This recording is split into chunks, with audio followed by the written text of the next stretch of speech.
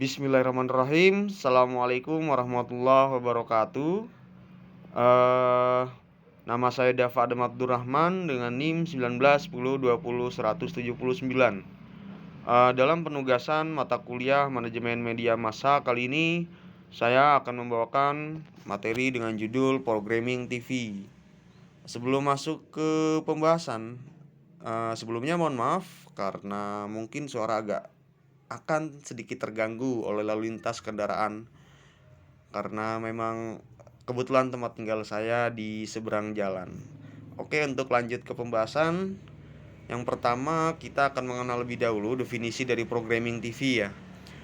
Yaitu adalah perencanaan dasar atau konsep dasar ya dari acara televisi yang akan menjadi landasan kreativitas dan desain produksi yang akan terbagi dalam berbagai kriteria utama yang disesuaikan dengan tujuan dan target pemirsa dari acara tersebut. Jadi harus memiliki kemampuan untuk memproduksi program sendiri sebagai salah satu cara untuk memenuhi kebutuhan slot waktu penyiarannya. Jadi yang dimaksud di sini adalah definisi programming TV itu harus memiliki kreativitas dan desain untuk menghasilkan desain produksi untuk memenuhi waktu siarannya. Jadi yang kita ketahui bersama bahwa stasiun televisi memiliki waktu siaran 24 jam mayoritas ya.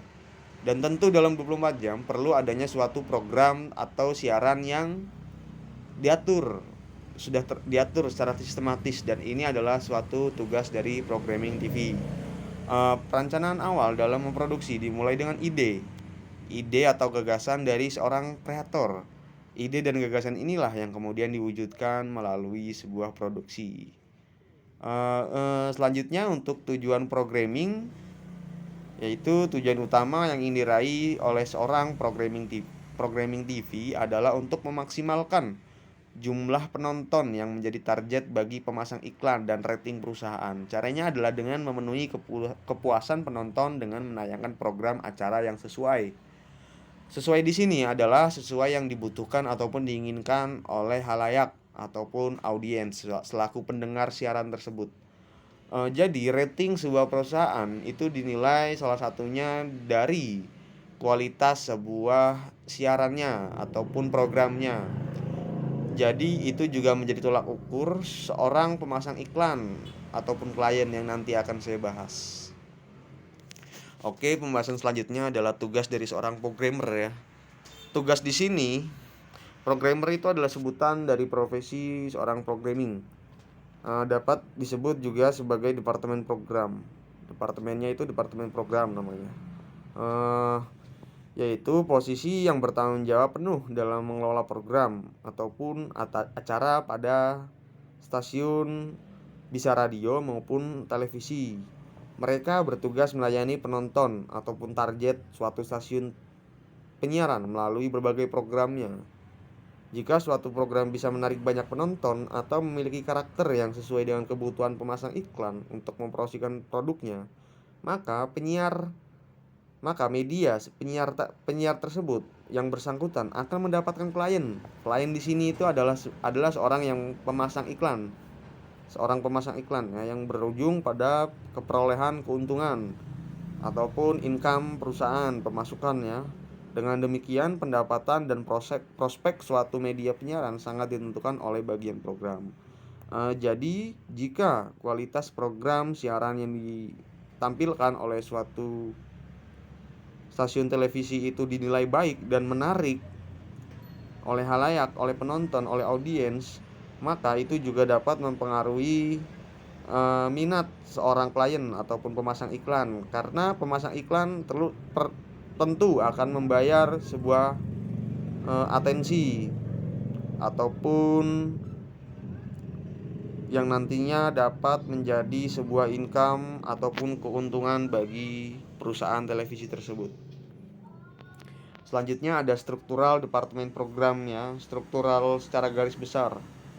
Pertama ada departemen program, itu terdiri yang pertama dari staf ataupun administrasi.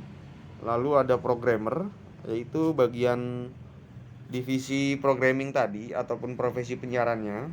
Lalu ada manajer sebagai manajer penyiaran, dan pimpinan tertinggi dari departemen program itu bisa oleh general manager atau manajer umum ataupun direktur program, tergantung kebutuhan stasiun penyiaran dalam operasionalnya.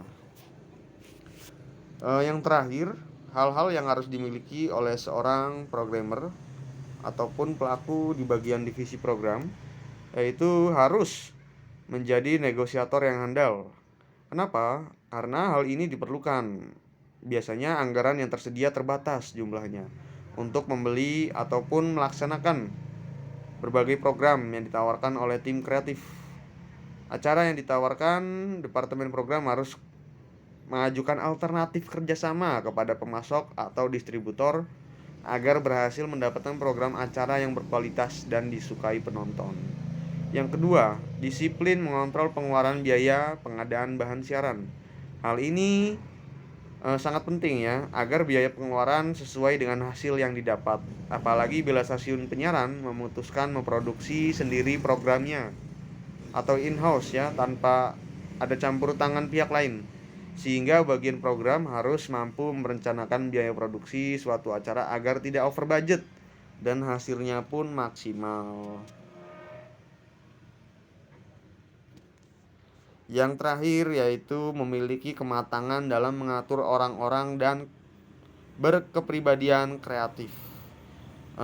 Karena sifat media penyiaran yang unik dan fleksibel, di mana terdapat banyak seniman yang harus saling bekerja sama, maka diperlukan pendekatan yang berbeda pada setiap insan dalam pekerjaan di setiap profesi.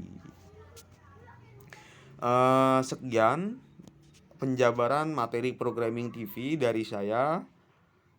Apabila ada salah kata ataupun keliru dalam menjelaskan, saya mohon maaf dan saya undur diri. Wassalamualaikum warahmatullahi wabarakatuh.